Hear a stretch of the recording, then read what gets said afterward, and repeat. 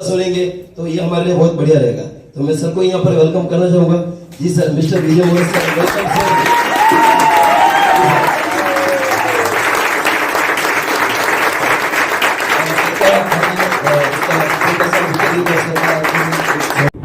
मैं क्या हूं वह मायने नहीं रखता है, मैं क्या बनना चाहता हूं वह मायने रखता है। आज से 10 साल पहले मैं जब ये सिस्टम में जुड़ने के बाद मैंने कभी ये नहीं सोचा कि मैं कितना पढ़ा लिखा हूं।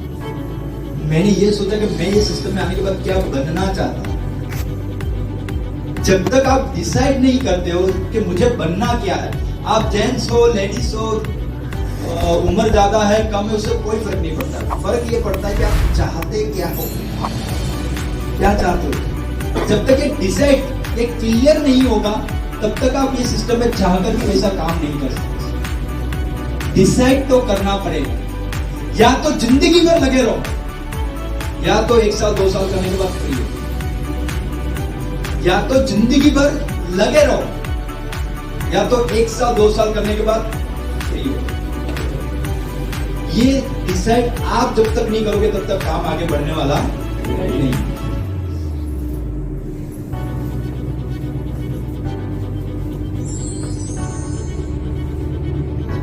मन की स्थिति परिस्थिति का निर्माण करता है।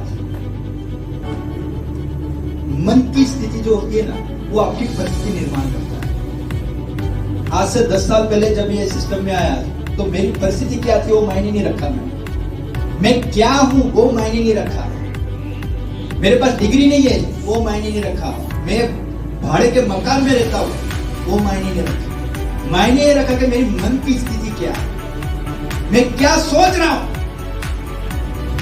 वो मैंने डिसाइड किया कि मैं क्या बनना चाहता हूं। जब तक आप अपनी मन की स्थिति को जब तक समझोगे नहीं, बहुत सारे लोग ये सिस्टम में आते हैं और 1 महीना 2 महीना 4 महीने के बाद वो खरीदारी धीरे धीरे बंद कर देते हैं। तो मुझे समझ में नहीं आता कि आप क्या सोच के आए थे, आपके माइंड में क्या था। और कई सारे लोगों को तो मुझे इतना बुरा भी लगता है कि कई सारे लोगों को फोन करके बोलना पड़ता है, सर खरीदारी करो। तो आपके मन की स्थिति क्या है, क्या सोच के आए थे आप? चमत्कार वाला सिस्टम है क्या? कोई चमत्कार होगा? अक्षय कुमार ने नरेंद्र मोदी जी को एक सवाल किया, ध्यान से सुनिएगा।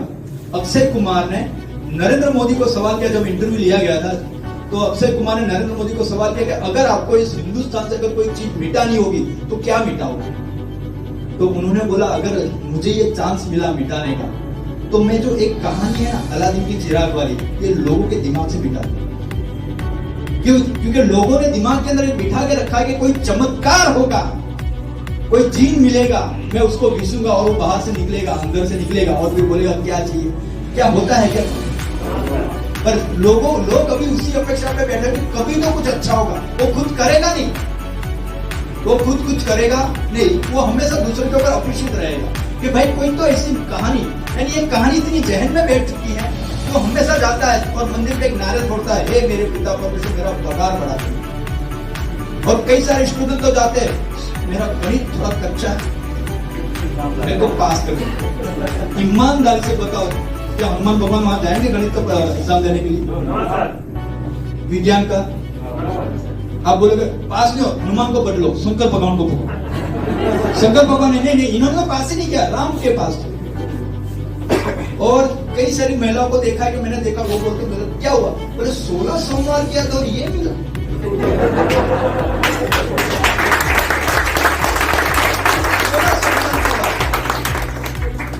बुरा मत लगाना, 16 सोमवार। अच्छा ईमानदारी से बताओ, 16 सोमवार से अच्छा पति मिलेगा क्या? भगवान को नारियल चढ़ाने से आप पास हो जाओगे? और कई सारे लोग तो ऐसे लगे हुए, सर मैं 5 साल से पहले जा रहा हूं साईं बाबा, अभी तक रोटी नहीं आया। साईं बाबा रोटी नहीं आएंगे भाई, तू खुद तो कुछ कर। 12 घंटा वहां पे जितनी ईमानदारी से काम करता है, इतनी ईमानदारी से अगर यहाँ पे 1 घंटा भी कर लेता ना, तो 1 साल के बाद तू खुद रोटी चाहिए।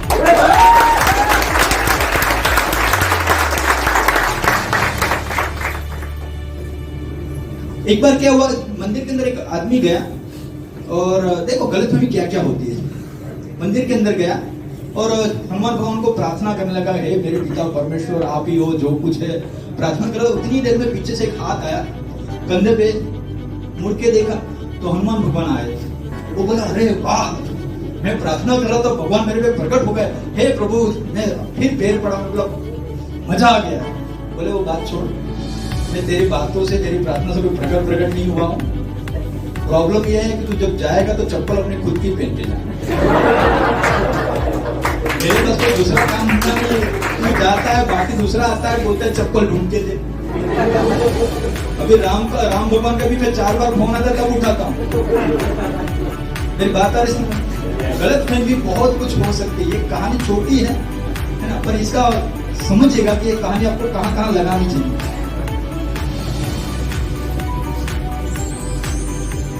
मेरी आदत से मन की स्थिति का निर्माण होता है। ध्यान से सुनिएगा, मेरी आदत, मेरे पास कितना नॉलेज है, कितना एजुकेशन है, वो मायने नहीं रखता है, आदत है। एक लड़का पढ़ा लिखा है, एजुकेशन बहुत सारा है और रोज शाम को जाके टुन होके आता है, क्या फायदा होगा? एजुकेशन बहुत है, नॉलेज बहुत है, पर उसका एजुकेशन नॉलेज काम आ रहा है? नहीं आ रहा है। और एक आदमी को आदत है कि वो रोज सुबह शाम नौकरी से आता है, घर पे आता है, टीवी देखता है और घर पे सो जाता है। ये उसकी आदत है। अच्छा, जीवन में कोई परिवर्तन होगा? तो आदत क्या है? मैं जब ये सिस्टम में जुड़ने के बाद मैंने डिसाइड किया कि मैं रोज 1 घंटा 2 घंटा इस सिस्टम के बारे में लोगों को जानकारी दूं। ये मेरी आदत है।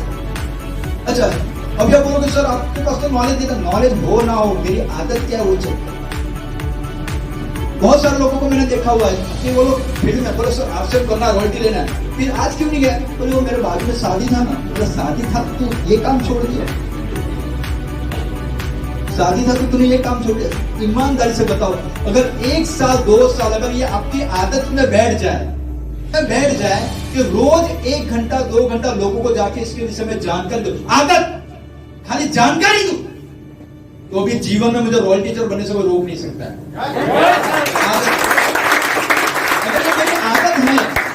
अगर ये मेरी आदत है कि मैं हर महीने इसकी मीटिंग अटेंड कर रहा हूं, रोज सीख रहा हूं, कुछ न कुछ सीख रहा हूं, आदत।